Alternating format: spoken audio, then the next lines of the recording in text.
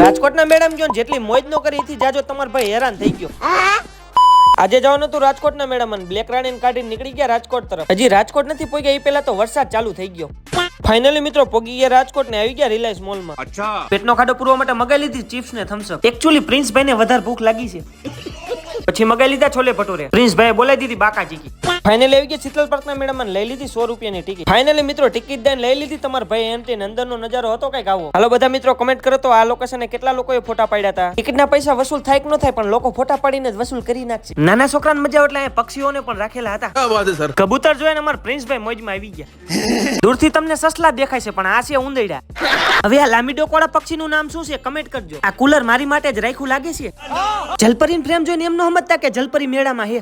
Finally આવી ગયા મેળાની બજારમાં। મેળાના બજારનો નજારો હતો કઈક આવો। આવી ગયા ચકડોળ પાછળ મેળામાં ચકડોળ એક હતો ને બે હુડિયા હતા। આવો હતો મિત્રો મેળાનો નજારો। ખબર ન હોય તો કહી દો આને કહેવાય ટ્રેન।